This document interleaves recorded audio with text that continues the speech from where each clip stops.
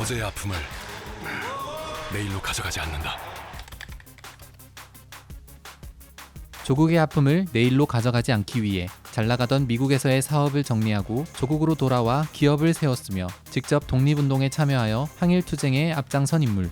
이번 영상은 유일한 박사와 유한양행에 대한 첫 번째 이야기입니다.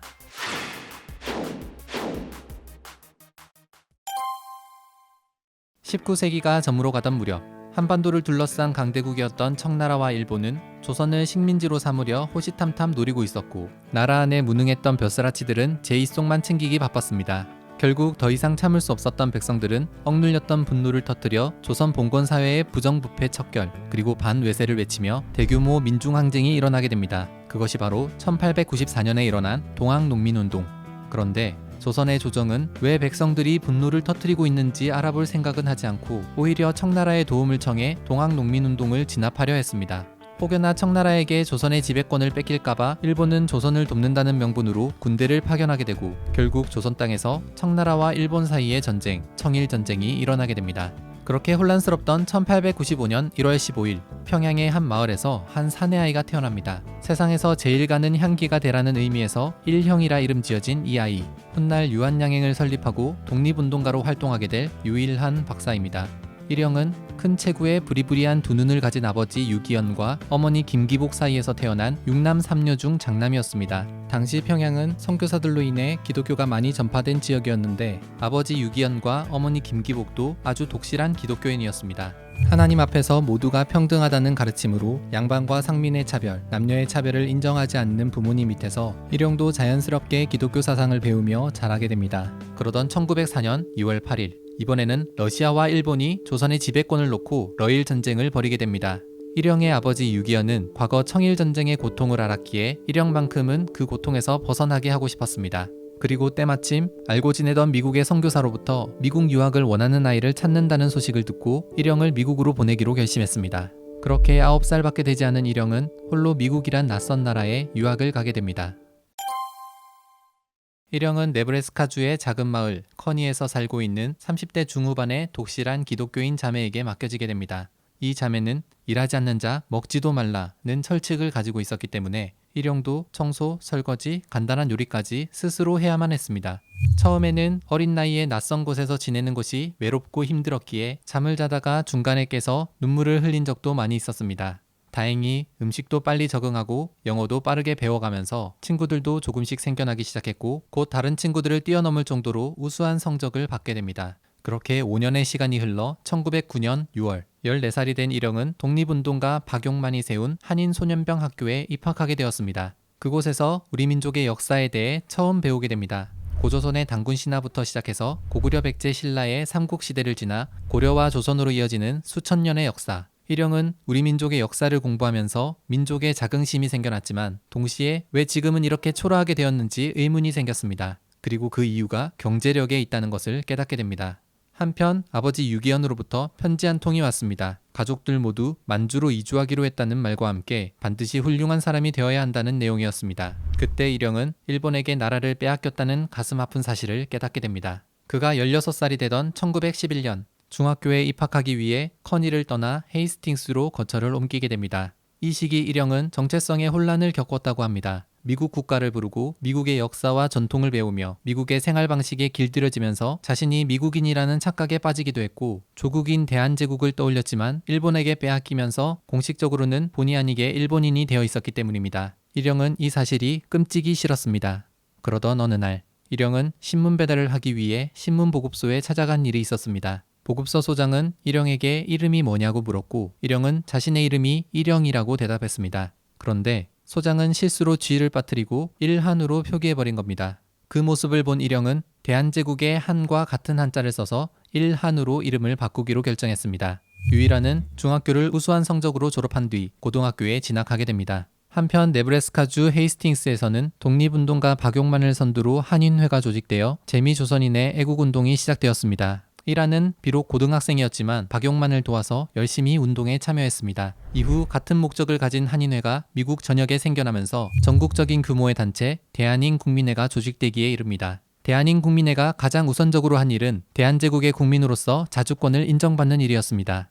그렇게 1913년 당시 총회장이던 독립운동가 이대휘 목사의 명의로 성명서가 발표됐고 미국 정부에 제청서가 제출되었습니다. 국권 침탈 이전에 대한제국 시민권을 가지고 미국으로 왔기 때문에 일본이 조선을 강점했다고 하더라도 자신들은 일본 국민이 아니며 재미조선인이 하는 모든 일은 대한제국의 국민으로서 대우를 받아야 한다는 내용이었습니다. 결국 1913년 7월 2일 미국 국무장관이던 브라이언은 제청서의 타당성을 인정하며 재미조선인의 자주권을 승인해주면서 이후 재미조선인에 관한 어떤 일이든 일본 정부나 관리가 아닌 한인사회와 교섭할 것이라고 발표했습니다.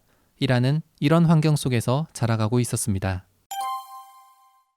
고등학생이던 이란은 그 누구에게도 지기 싫었기 때문에 열심히 공부해서 상위권 성적을 항상 유지했습니다. 게다가 동양인들은 시도조차 하지 않았던 미식축구에 도전했고 실력을 인정받아 주장을 맡으며 장학금을 받기까지 합니다.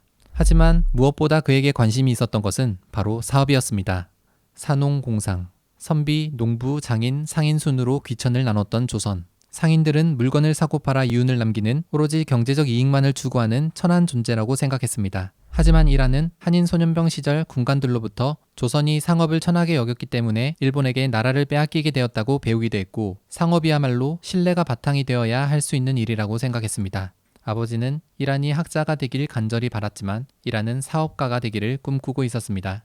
1916년 21살이 된 이란은 미시건 주립대학교 상과 계열에 입학하게 됩니다. 그리고 대학에서 배우게 된 경영, 경제, 마케팅 관련 학문에 큰 흥미를 가지고 열심히 공부했습니다. 하지만 재정적인 문제 또한 해결해야 하기에 고민이 많았습니다. 그러다가 장사를 한번 해보기로 했습니다. 누구에게 무엇을 팔 것인가? 이란은 같은 동양인이기 때문에 거부감이 적을 것 같은 중국인을 타겟으로 정했습니다. 그런데 중국인들에게 무엇을 팔아야 할지가 도무지 떠오르지 않았습니다. 나라면 무엇이 가장 필요할까? 그때 조국인 대한제국에 대한 그리움이 떠올랐습니다. 그러고 보니 이란의 중국인 친구들도 다들 향수병을 앓고 있었습니다. 이란은 중국 손수건, 부채, 도자기 등 중국 제품을 구해서 고향을 그리워하는 중국인들에게 팔기 시작했는데 점차 입소문이 나면서 완전 초대박이 났습니다. 사업적인 소질을 증명해낸 이란은 한 가지 원칙을 세웠습니다. 아무리 큰 이윤을 남긴다 하더라도 마약같이 고객에게 해를 끼치는 물건은 절대 팔지 않겠다는 것. 아무튼 장사가 잘 된 덕분에 이란은 꽤 여유 있는 대학 생활을 할 수 있었습니다. 그러던 1919년 조국 땅에서는 3.1 운동이 일어났습니다. 그리고 같은 해 4월 14일 필라델피아의 리틀 극장에서는 한인 자유대회가 열렸습니다. 이란은 한국 국민의 목적과 열망을 성명하는 결의문의 기초작성위원 중 한 사람으로 선임되어 결의문을 직접 낭독하는 일까지 담당하게 됩니다. 심지어 집회 마지막 날 진행된 시가 행진에서 대형 태극기를 들었던 6명 중에 이란도 속해 있었습니다. 그렇게 사흘 동안의 한인 자유대회를 계기로 이란은 조국과 동포에 대한 많은 생각을 하게 됩니다. 또한 독립운동가 서재필을 알게 되고 만남을 지속하게 되었습니다. 이란은 서재필에게 사업을 해서 조국에 도움이 되고 싶다는 꿈을 전하게 되는데 서재필은 1904년부터 디머앤제이슨이라는 문방구를 열어 거기서 나오는 사업 수익금으로 독립운동을 지원하고 있었습니다. 그래서 서재필은 이란이 하려는 일이 얼마나 힘든 일인지 잘 알고 있었고 이란에게 많은 격려를 해주며 그의 멘토가 되어주었습니다. 한편 이란은 같은 학교를 다니고 있던 한 중국인 여학생을 만나 사랑에 빠지게 됩니다.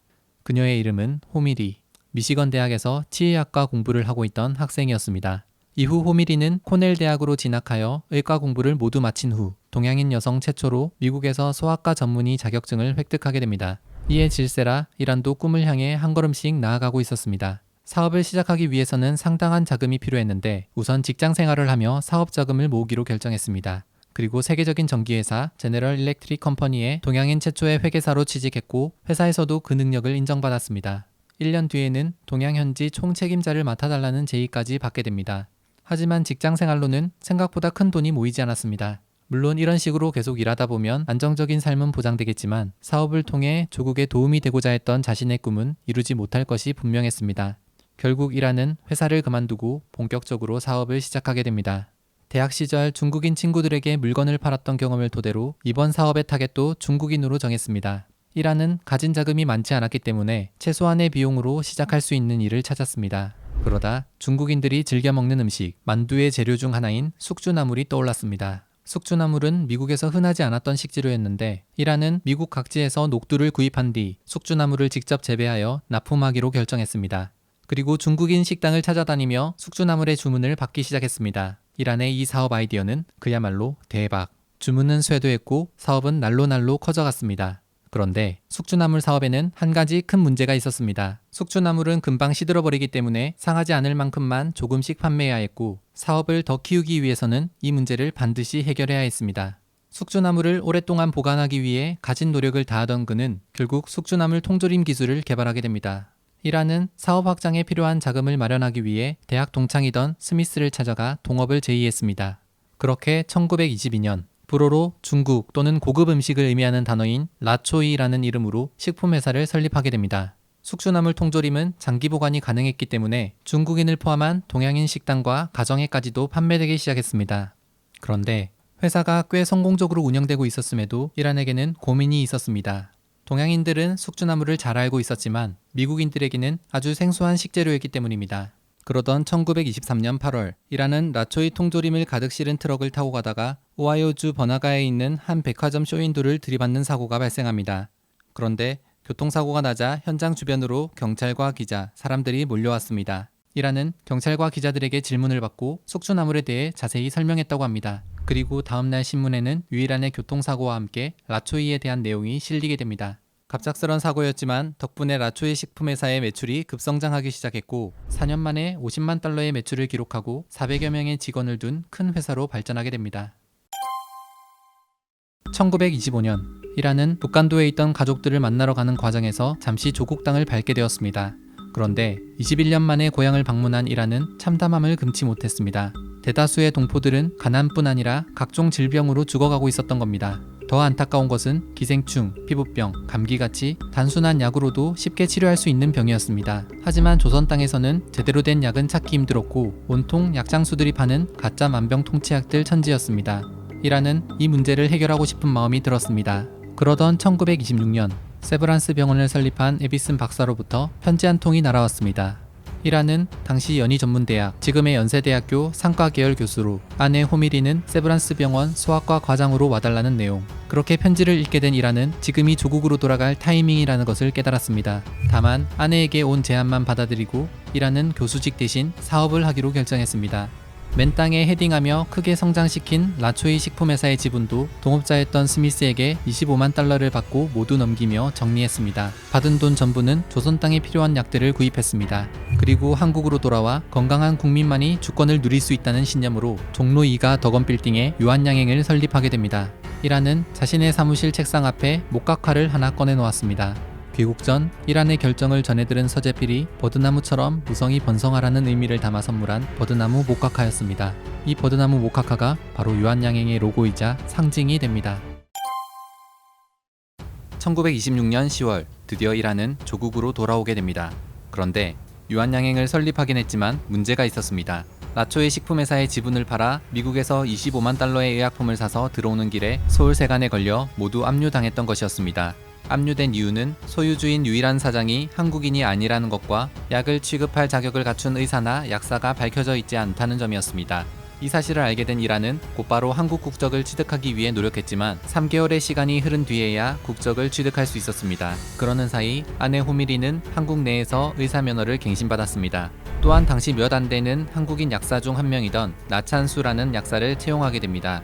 그리고 나서야 서울세관은 이란에게 압류했던 모든 의약품을 돌려주었습니다. 이란이 의약품 수입을 결심했던 가장 큰 이유는 세브란스 병원을 세운 에비슨 박사로부터 품질 좋은 서양의 의약품이 절대적으로 부족하다는 얘기를 들었기 때문입니다. 그렇게 국내 최초로 시작된 의약품 수입 사업 덕분에 의약품은 필요한 곳에 적절히 제공될 수 있었습니다. 그러던 1929년 조선 총독부 뒤뜰에서 조선 박람회가 개최되면서 일본 제약회사들이 본격적으로 한국 시장에 진출하기 시작했습니다. 당시 대부분의 도립병원들은 일본인들이 관리하고 있었기 때문에 의약품도 당연히 일본 제품을 사용했습니다. 이란은 유한양행의 수입 의약품 영업을 위해 우선 선교사들이 설립한 병원들을 일일이 직접 찾아갔습니다. 덕분에 서울의 세브란스 병원, 평양의 기열병원, 전주의 예수병원, 선천의 미동병원 등이 유한양행의 의약품을 사용하기 시작했습니다. 이란은 판로 개척을 위해 직접 운전하여 전국 방방곡곡을 돌아다녔습니다. 그러다 자동차가 들어갈 수 없는 곳이 나오자 나귀의 의약품을 싣고 찾아가기도 했다고 합니다. 여러 지역을 다니다 보면 하루씩 숙박해야 할 상황도 많이 있었습니다.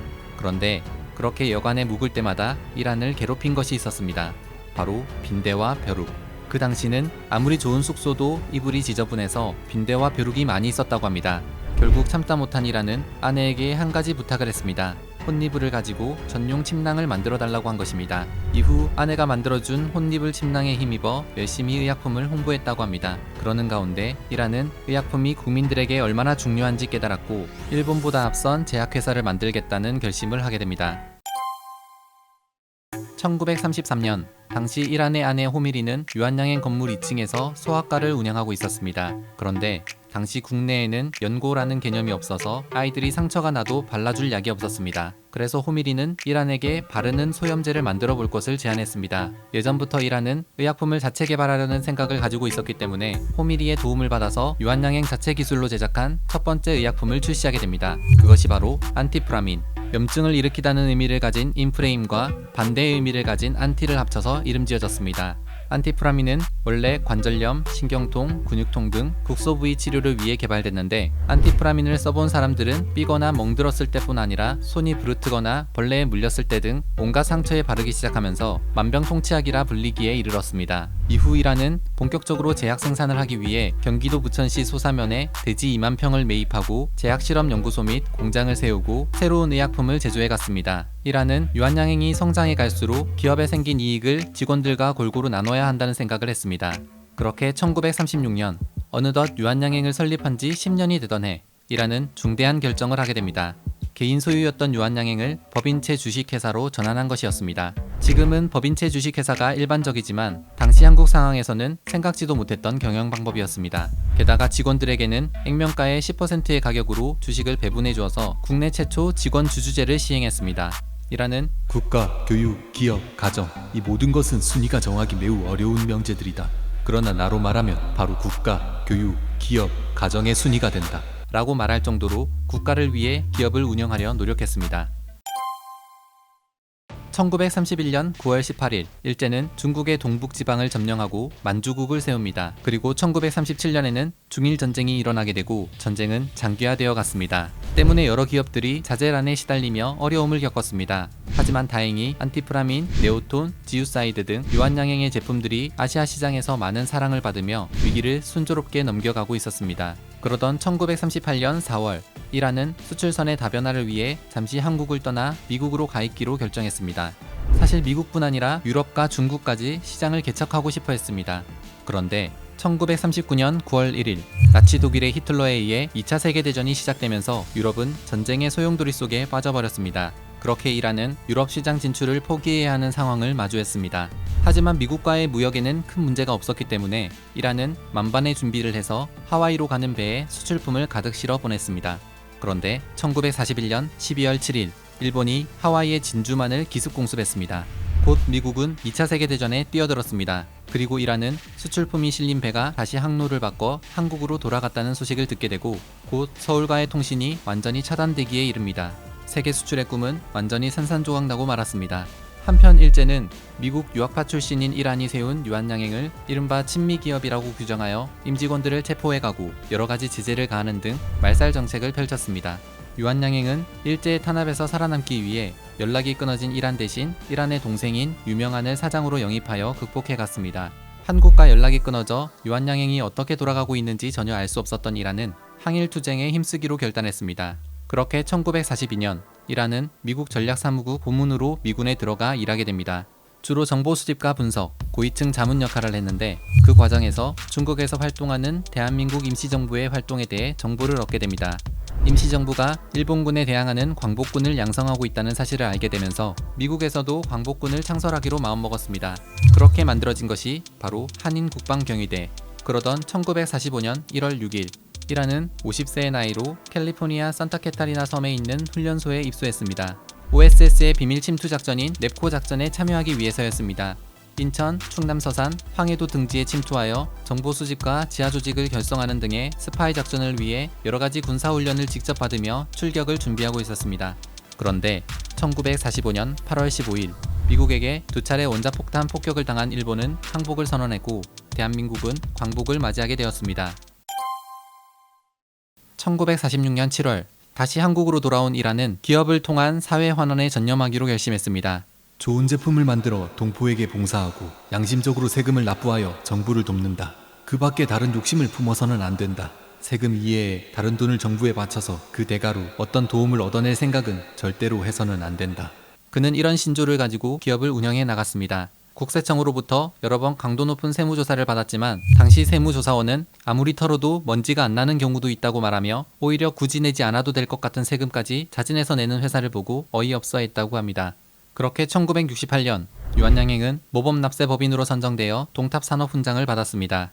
한편 1963년 국가 다음으로 교육을 중요시했던 이란은 평생의 소원이었던 공업계통의 기술고등학교를 설립합니다. 그는 교육사업에 사용하는 돈이 가장 가치 있다고 생각했기 때문에 적지 않은 사비를 기꺼이 내어놓았습니다.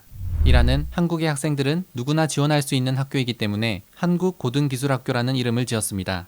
이후 정식으로 설립인가를 받게 되면서 교육위원회에서는 유한공업고등학교라는 이름으로 명칭을 바꾸어 승인했고 유한공고의 첫 입학생들은 모두 장학제도의 혜택을 받았다고 합니다. 1969년 어느덧 76살이 된 이란은 경영에서 물러나면서 아들 대신 전문 경영인에게 경영권을 물려주기로 결정합니다. 그렇게 혈연 관계는 없지만 오직 성실과 능력으로 이른 나이에 사장직에 오른 조건순이 경영을 맡게 되고 이후 유한양행은 한 명의 사장이 임기 3년, 연임 1번, 최대 6년의 임기를 지내는 것으로 현재까지 운영되고 있습니다.